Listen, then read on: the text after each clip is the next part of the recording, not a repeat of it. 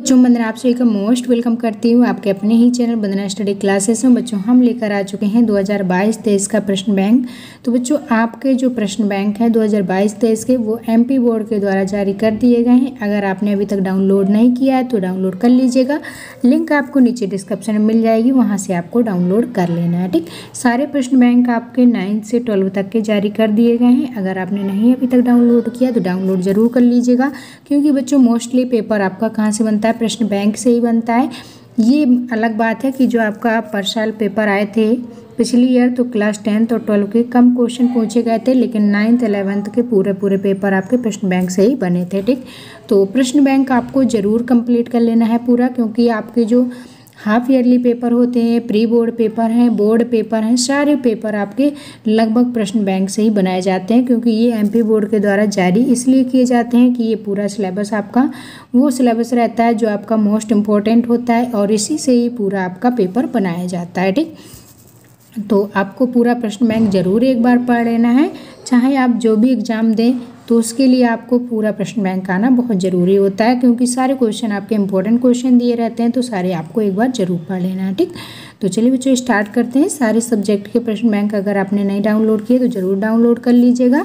ये है आपका हिंदी का प्रश्न बैंक कक्षा 10वीं का। ठीक, तो इसको हम लोग सॉल्व करने वाले हैं। इसी तरह से हम सारे आपके सब्जेक्ट के प्रश्न बैंक जितने भी जारी किए गए हैं पूरे आपको सॉल्व करवाएंगे। तो अगर आपने अभी तक वीडियो को लाइक नहीं किया जल्दी जल्दी लाइक कर लीजिए और सब्सक्राइब कर लीजिए। दोस्तों को भी ज़्यादा से ज़्यादा शेयर जरूर कर दीजिएगा ताकि आपके दोस्तों को भी ये वीडियो मिल पाए। ठीक, चलिए स्टार्ट करते हैं।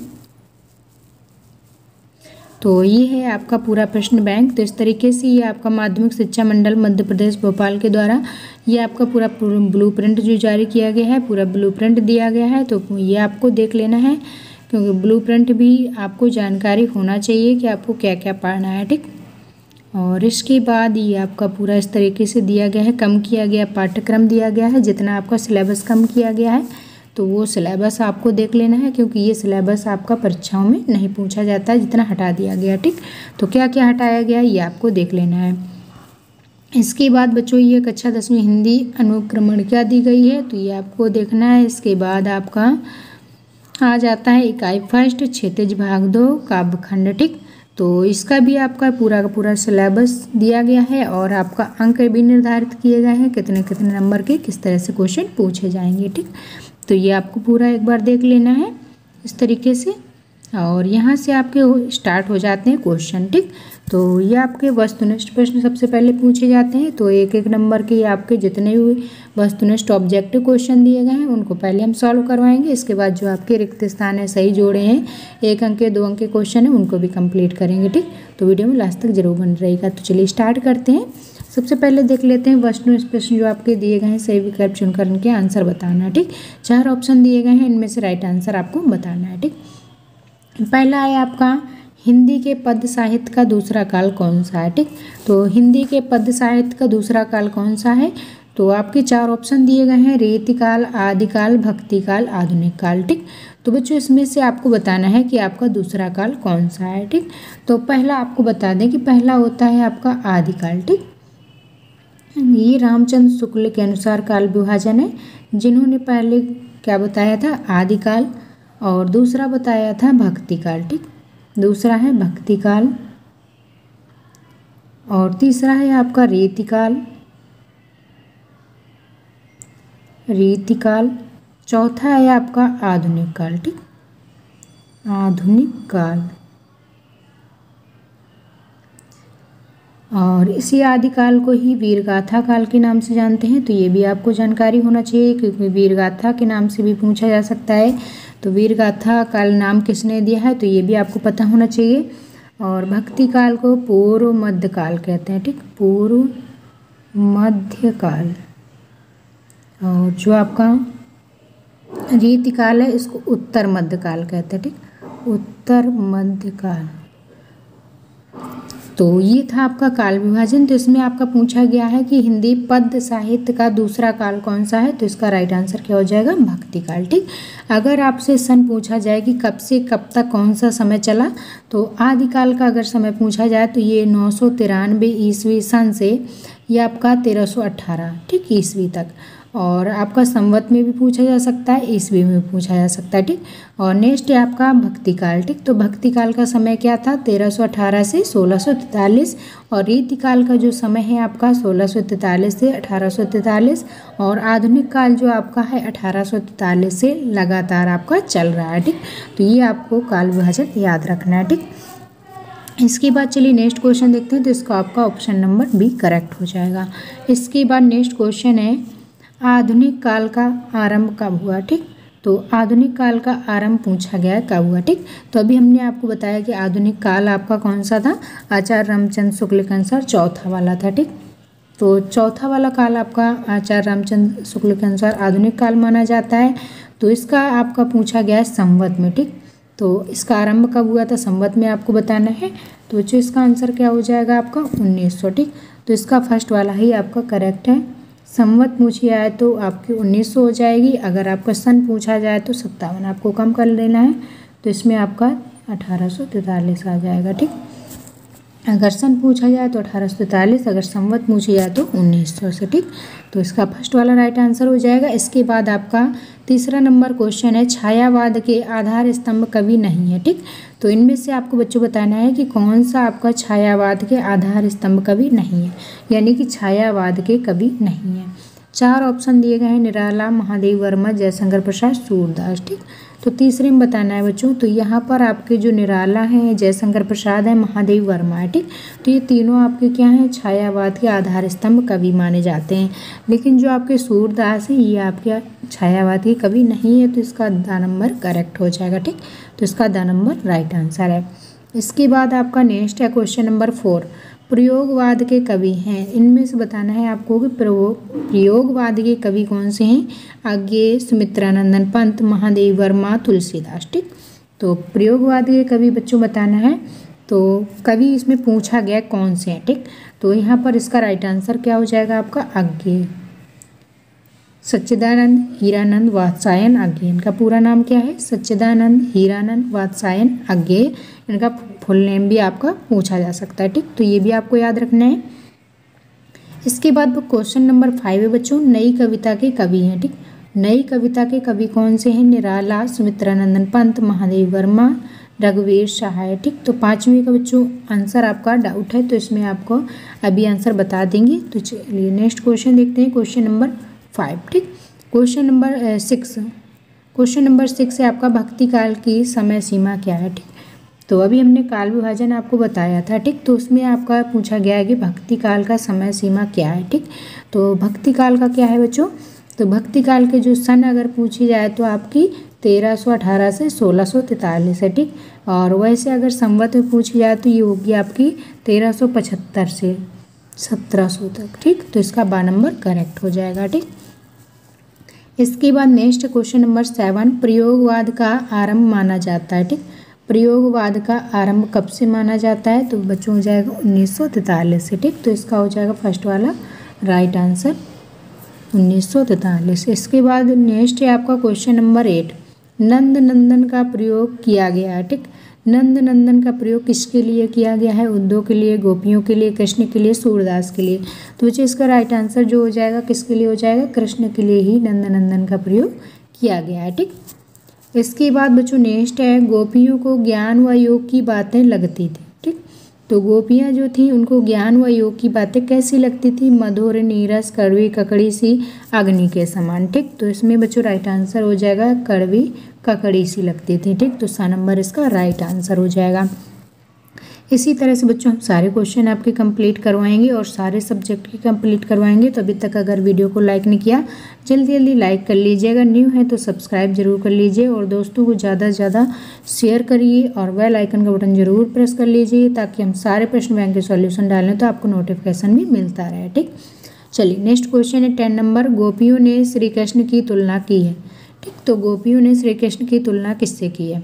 बच्चों सारे क्वेश्चन आपके वेरी मोस्ट इंपॉर्टेंट है। यही क्वेश्चन आपके अर्धवार्षिक में आते हैं, यही प्री बोर्ड में आते हैं, यही बोर्ड एग्जाम में आते हैं। ठीक, तो सारे क्वेश्चन आपके वेरी मोस्ट इंपॉर्टेंट हैं, तो इन क्वेश्चंस को आपको जरूर पढ़ना है। ये मत सोचिएगा कि पता नहीं इससे पेपर बने ना बने, तो पेपर आपका मोस्टली प्रश्न बैंक से ही बनाया जाता है। आप इस डाउट में मत रहिएगा कि पता नहीं बने ना बने, लेकिन आपको सारे क्वेश्चन पढ़ लेना है एक बार। ठीक, चलिए क्वेश्चन नंबर 10 देखते हैं। गोपियों ने श्री कृष्ण की तुलना की है, ठीक।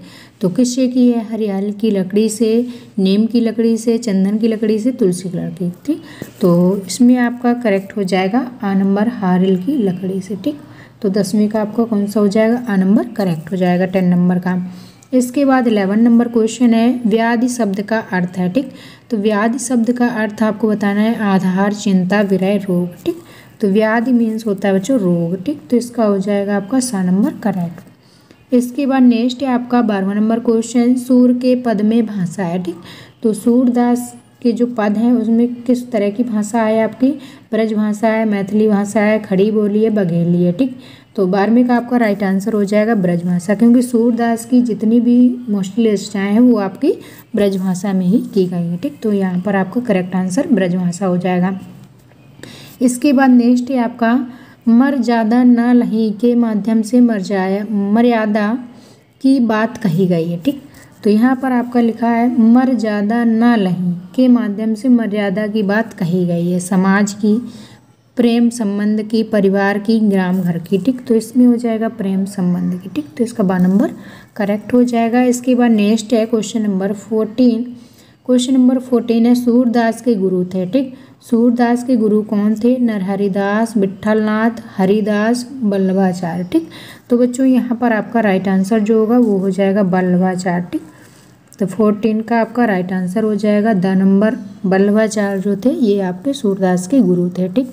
तो ये आपको याद रखना है, इंपॉर्टेंट क्वेश्चन है। इसके बाद आपका क्वेश्चन नंबर 15, ठीक। 15 नंबर क्वेश्चन है, सूर के आराध्य है, ठीक। सूरदास के आराध्य कौन है? श्री राम, नानक और श्री कृष्ण, शिव, ठीक। तो यहाँ पर राइट आंसर जो हो जाएगा ये आपका हो जाएगा सा नंबर। श्री कृष्ण ही सूरदास के आराध्य माने जाते हैं, ठीक। इसके बाद आपका नेक्स्ट है क्वेश्चन नंबर 16, पुरइनिपात का अर्थ है, ठीक। तो पुरइनिपात का अर्थ क्या होता है? कमल का पत्ता, कमल का फूल, पूरी तरह और पुरवाई, ठीक। तो इसका राइट आंसर हो जाएगा करेक्ट वाला कमल का पत्ता, आ नंबर इसका राइट आंसर हो जाएगा। इसके बाद बच्चों नेक्स्ट क्वेश्चन है आपका, सूर की रचना नहीं है, ठीक। तो ये रचनाएं 4 दी गई हैं, इनमें से पूछा गया कौन सी सूरदास जी की रचना नहीं है? सूर सागर, साहित्य लहरी, सूर सारावली, ठीक। तो ये सारी जितने में सूर लगा है ये आपकी, और साहित्य लहरी, ये सारी आपकी क्या है? सूरदास जी की रचनाएं हैं। जो विनय पत्रिका है ये सूरदास जी की रचना नहीं है, तो इसका राइट आंसर हो जाएगा द नंबर, ठीक। इसके बाद आपका क्वेश्चन नंबर 18, परशुराम को व्यंग भरे उत्तर किसने दिए, ठीक। तो परशुराम जी जो थे, राम ने धनुष तोड़ा था, तो व्यंग भरे उत्तर किसने दिए थे? राम ने, लक्ष्मण ने, विश्वामित्र ने, जनक ने, ठीक। तो यहाँ पर राइट आंसर हो जाएगा आपका 12 नंबर, लक्ष्मण ने। नेक्स्ट है आपका क्वेश्चन नंबर 19, शिव धनुष के टूटने पर क्रोधित ऊँट है, ठीक। तो शिव धनुष के टूटने पर कौन क्रोधित हो गया था? विश्वामित्र, लक्ष्मण, परशुराम, रावण, ठीक। तो 19 का आपका राइट आंसर हो जाएगा परशुराम, सा नंबर, ठीक। इसके बाद नेक्स्ट है आपका रामचरितमानस की भाषा है, ठीक। रामचरितमानस किस भाषा में लिखी गई है? ब्रज भाषा, बुंदेली, अवधी, मालवी, ठीक। तो इसका राइट आंसर हो जाएगा अवधी भाषा में, ठीक। तो इसका राइट आंसर है सा नंबर, ठीक। रामचरितमानस की रचना किसने की थी? कमेंट बॉक्स में जल्दी से बताइए, ठीक। इसके बाद नेक्स्ट है आपका 21 नंबर क्वेश्चन, राम और लक्ष्मण के गुरु का क्या नाम था? राम और लक्ष्मण के जो गुरु थे उनका क्या नाम था? परशुराम, विश्वामित्र, भृगु और तुलसीदास, ठीक। तो यहाँ पर राइट आंसर हो जाएगा विश्वामित्र, इसका 12 नंबर करेक्ट हो जाएगा। नेक्स्ट है आपका 22 नंबर क्वेश्चन, सहस्त्रबाहु का वध किया था, ठीक। तो सहस्त्रबाहु जो थे उनका वध किसने किया था? राम ने, परशुराम ने, लक्ष्मण ने, विश्वामित्र ने, ठीक। तो 22 का आपका राइट आंसर हो जाएगा परशुराम ने, ठीक। तो 12 नंबर इसका करेक्ट हो जाएगा। तो यहाँ पर आपको करेक्ट आंसर तैयार करना है। इसके बाद नेक्स्ट है आपका 23 नंबर क्वेश्चन है, कवि अपनी आत्मकथा को बता रहा है, ठीक। जो कवि है वो अपनी आत्मकथा को बता रहा है, भोली, करुण, सच्ची, सुंदर, ठीक। तो यहाँ पर हो जाएगा भोली, ठीक। तो यहाँ पर इसका करेक्ट आंसर फर्स्ट वाला हो जाएगा। इसके बाद बच्चों नेक्स्ट है आपका 24 नंबर क्वेश्चन, थके पथिक की पंथा में अलंकार है, ठीक। तो ये आपका थके पथिक की पंथा में अलंकार बताना है, कौन सा? उपमा, अनुप्रास, यमक, रूपक। ये भी आपका डाउटफुल क्वेश्चन है, तो इसको भी हम आपको बहुत ही जल्द बता देंगे, ठीक। इसके बाद नेक्स्ट है आपका 25 नंबर क्वेश्चन। 25 नंबर क्वेश्चन है छायावाद के प्रतिनिधि कवि हैं। ठीक, छायावाद के प्रतिनिधि कवि कौन से हैं? जयशंकर प्रसाद, ऋतुराज, सूरदास, धर्मवीर भारती। ठीक, तो जितने भी क्वेश्चन आपको बता रहे हैं सारे राइट आंसर हैं। जिनमें हमको डाउट लगेगा उनको हम बाद में क्लियर कर देंगे। ठीक, छायावाद के प्रतिनिधि कवि कौन से हैं? जयशंकर प्रसाद, ऋतुराज और सूरदास, धर्मवीर भारती। ठीक, तो 25 का आपका राइट आंसर हो जाएगा जयशंकर प्रसाद। ठीक, तो यहाँ पर आपका राइट आंसर फर्स्ट वाला हो जाएगा। इसके बाद नेक्स्ट है 26 नंबर क्वेश्चन। प्रसाद जी को कामायनी पर पारितोषिक मिला। कौन सा पारितोषिक मिला था प्रसाद जी को? जयशंकर प्रसाद जी को कामायनी पर तो ज्ञानपीठ, दिनकर पारितोषिक या सरस्वती सम्मान, मंगला पारितोषिक। ठीक, तो यहाँ पर आपका राइट आंसर हो जाएगा द नंबर मंगला पारितोषिक। ठीक, इसके बाद नेक्स्ट है 27 नंबर क्वेश्चन। जयशंकर प्रसाद का संग्रह नहीं है। ठीक, तो इनमें से बताना है कौन सा जयशंकर प्रसाद की रचना नहीं है। आकाशद्वीप, आंधी, इंद्रजाल। ठीक, ये तीनों जयशंकर प्रसाद जी की रचनाएं हैं। और आपका जो द नंबर है साय में धूप, ये आपकी इनकी रचना नहीं है, तो इसका राइट आंसर द नंबर हो जाएगा। इसके बाद नेक्स्ट क्वेश्चन है 28 नंबर क्वेश्चन। उत्साह कविता में बादल प्रतीक हैं। ठीक, उत्साह जो कविता है उसमें बादल प्रतीक है, किसका है? शांति का, गति का, क्रांति का, शुभ का। ठीक, तो यहाँ पर 28 का राइट आंसर हो जाएगा आपका सा नंबर क्रांति का। इसके बाद बच्चों नेक्स्ट क्वेश्चन है आपका 29। ठीक, तो 29 नंबर क्वेश्चन है कवि ने बादलों को किसकी कल्पना के समान पाले हुए माना है। ठीक, नेक्स्ट है आपका 30 नंबर क्वेश्चन। कवि ने बादलों के लिए विशेष प्रयोग किया है। कवि बादलों से बरसने का आह्वान करता है। ठीक, तो ये सारे क्वेश्चन के आंसर हमारी वेबसाइट पर आपको मिल जाएंगे। तो जल्दी से गूगल पर जाइए, सर्च करिए वंदनाक्लासेस.com। वंदनाक्लासेस.com पर आपको फुल सॉल्यूशन PDF वहाँ से मिल जाएगी, तो वहाँ से आप डाउनलोड कर सकते हैं। ठीक, तो इस वेबसाइट की लिंक आपको नीचे डिस्क्रिप्शन में दी गई है, वहाँ से आप पूरा सॉल्यूशन डाउनलोड कर सकते हैं। ठीक, तो इसके आगे का सॉल्यूशन हमारी वेबसाइट पर मिल जाएगा। और इसके बाद जो आपके रिक्त स्थान हैं और जो आपके सही जोड़े हैं उनको हम नेक्स्ट वीडियो में कवर करेंगे। तो बच्चों आज का वीडियो इतना ही, और इसके आगे जो भी आपके सही मिलान है और रिक्त स्थान है सारे हम कंप्लीट करवाएंगे, 1 नंबर के, 2 नंबर के। तो पूरे क्वेश्चन आपको फुल सॉल्यूशन के साथ मिलने वाले हैं। तो बस वीडियो देखते रहिएगा। और अगर ये वीडियो आपके लिए थोड़ा सा यूजफुल रहा हो तो वीडियो को लाइक ज़रूर कर लें, न्यू है तो सब्सक्राइब कर लें।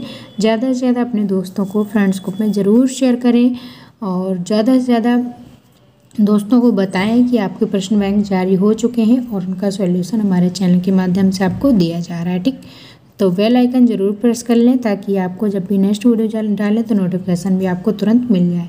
चलिए मिलेंगे नेक्स्ट वीडियो, तब तक के लिए bye bye, thanks for watching.